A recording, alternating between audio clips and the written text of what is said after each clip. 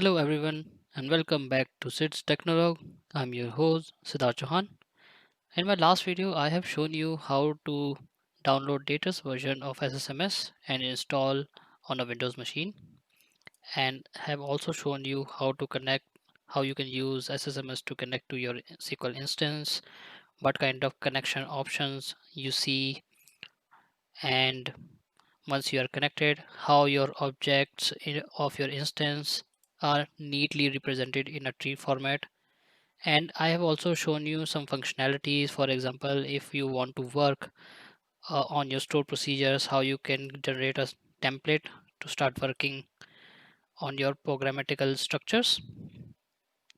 So today in this video, I'm going to show you how you can use some GUI capabilities of SSMS to create simple objects or the basic objects of a database like a table. So here, as you can see, currently I have one test underscore table underscore one. All right. And if you right click on tables, you can see an option for new, and then the type of tables you can create as per your version.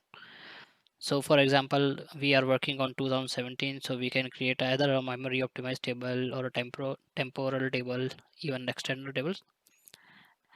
All right. So apart from the basic table, the tabular table format which we have, all these type of tables are generally, again, SSMS is going to give you a template to start working on them. For example, I have choose um, in memory in memory table. So what I got is a template how I can enable in memory features and can start working start creating a in memory table. However, when if when and if we have to create a table, a normal tabular table, so what we can simply go to new and click on table. We got a very neat clean GUI kind of a format. Okay, so in this GUI what you see is you will see a grid. So what does this grid shows is that it has three columns. One is for all the columns you are going to have in your table. Second is going to let you select the data type for that column. And third is whether you want to allow any null values in that column or not. So for example, let's suppose that in my table I want to have ID and I want to keep its data type as integer. So I will select int, which is short of integer, and the default is, by default it will keep the allow nulls as a checked. Correct. And in the tab properties you can see the instance name and the database name where this table is getting created. So it will auto generate a name table underscore one which is getting created. Now, once you insert a row, means once I have at least one column, you can see that there is some additional column properties which you can see in the below pane, which you can select for this column. For example, you can also modify if you want to allow nulls or not here. You can also modify your data types here. Okay, if you want to give any default value, that if somebody is not inserting any value, this should be the values. For example, I can provide 0, that if somebody is not providing any value, I should have 0. All right. So for example, if I turn off my null, so this is helpful. It will create a default constraint. Similarly, what additional properties you can even specify properties or specifications like identity. If you want to set identity, you can simply set yes or no here. Right now, as you can see, it is grayed out because I provided a default value. So let me remove this, and when you see now the option is available, right? Because identity value does not allow custom values on the fly, okay, unless we are using special options. That's why it was grayed out. So here you can set it to yes. If you want to have incremental values, you can set it over here. Now let's suppose that I need to have one more column, so let's name it as data. All right, I can choose any data type here. For example, I want to keep it as nvarchar. All right, now I don't want to use nvarchar max. I want to set it as nvarchar 500, let's say. All right, so there are two ways to change it. As I told earlier, you can change your length here, right? You update it, you will see the changes here, or else you can directly even update it here. So it accept values even in this column as well. So it is one of the same thing. Similarly, now let's move on. For example, I already have my ID column and I want to set it as a primary key. So there are two ways to achieve that. One is either you can, if you see above, there are multiple panes here, and one of the panes is related to this table. And here you can also see there is one key button. And as you can see, it is saying set primary key. So if you click on it, you will see a key will appear here. It means it has been set as a primary key. All right. The second way is you can just simply right click on this column and you will see all the additional things you can do with this column. For example, remove or add a primary key here.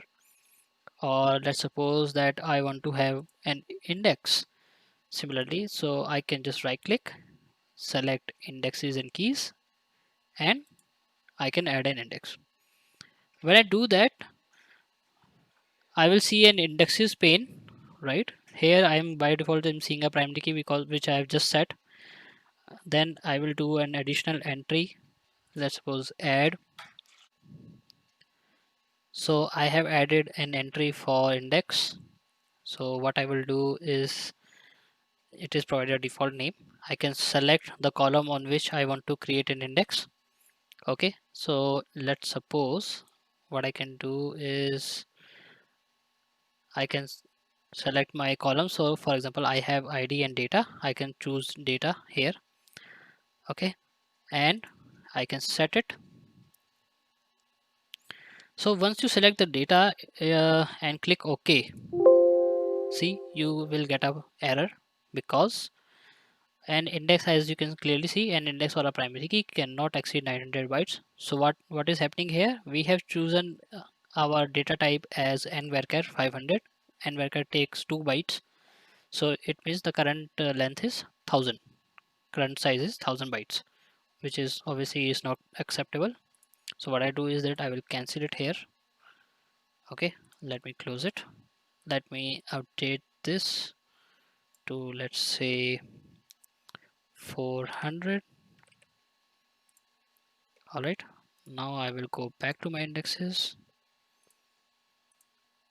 and can choose data, and it works. Similarly, what you can do is that you can also set whether your index can be clustered or non-clustered. As you can see, it is currently grayed out because I have a primary key. However, if and what I can do is I can just simply turn it as no, and here now this option is enabled and I can turn it back to yes if I want a cluster index. So this is a very good example to show that primary key and cluster indexes are different entities. They are not dependent. You can have a primary key without a clustered index. In this case, it will create with a non-clustered index, and you can have a cluster index on some other. You can have your different cluster index with some other column. All right, so they are not dependent. So for now, I am going to keep it. So let me just keep it here and let me show you what kind of definition we will have. So let's suppose now I want to see what kind of script it will generate for this table if we are going to select this. And again, I will going to right click and there is an option generate change script. Once you click on it, you can see this is the script SQL SSMS is going to fire on SQL instance in the background. And here, as you can see, my primary key is being constructed with a non-cluster index and I have a different cluster index. Okay, so and this pane also gives you an option whether if you want to have this script generated each time automatically or not, or do you want to save this into a file. You have these options. All right, so let me go back to my indexes. and put it as no, because data is an varchar, so I don't want it to be a cluster index. And because it is an identity, I will keep my primary as a cluster index. All right. Now the last piece in this is, what if I want to change this name, table underscore one? I do not want to save this table as table underscore one. All right. So what you have to do is, on the right hand side, if you see, there is a properties pane. All right. Here you can see these are properties for your table, which we are modifying here, which we are creating. Okay, and the options related to this table. So like suppose I want to change its name to test underscore table underscore 2. All right, if you want to have any description for this table, you can add it here. If you have multiple file groups, then you can also set them here. All right, and obviously it already has an identity column, so you can see that ID has been set as an identity column. And now when you see, if you right click, again I can verify whether my name has changed at two places. First is again generating the script. You can see that table name has been updated, as well as if you right click on it and choose the save option, you can see the save option is now coming up with a new name. All right, so let me quickly generate the script, copy it, and put it in a new window, and I will just simply right click on it and save my table. And now as you can see, if I refresh my tables, I will see my new table test underscore table underscore 2, and it has the two columns which we have added, ID and data. And as we have selected, ID is a primary key which is shown here, as well as in the keys section you will see that you have all your primary keys, you will see here. In case we have chosen a default, which we haven't, so you would have seen your default constants in the constants folder, and all other indexes including your the cluster index on your primary key and non-cluster indexes are here. Okay, so you can see these are the three places where your primary key is shown in SSMS, that this is related to your primary key. Okay. So this is a very intuitive way of creating as a table in your SQL instance using SSMS GUI method. All right. Now let's suppose that you have to make some entries into this table. All right.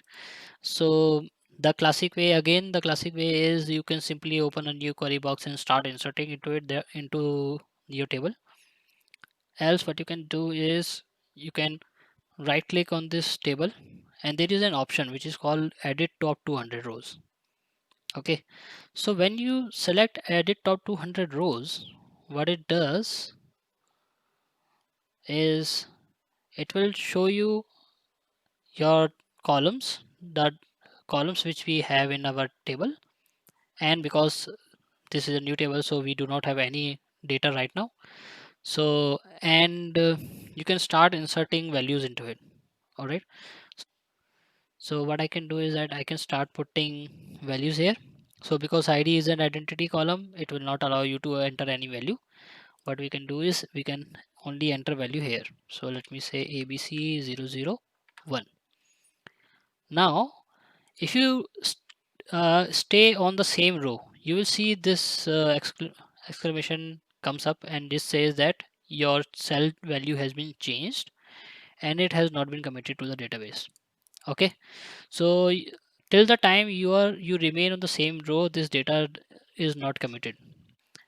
However, as soon as you click on the second row which appeared automatically, your data will get committed. Okay, so especially if you are on production systems and you are using this option just to view your data, this is not a very good idea. You should always use select top 1000 rows, which fires actually a query and show you the data if you intend only to view the data. All right. So similarly, I will keep on inserting few more rows here.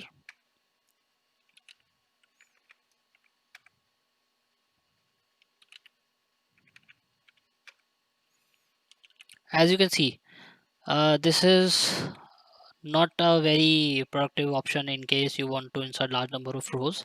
So for our test purpose, we can do it. If you want to edit, you can edit it here. All right, you can even edit all the rows which you have updated. Okay. So for your test tables, even if you are doing some kind of small testing, maybe you can use this option. Now, so let's suppose that I only want to view, and let me insert one more. Okay. So now let's suppose that I only want to views even number of rows from my table. Or let's say if I want to view only top 3 rows instead of top 200, want to see only top 3 rows. How can I achieve that?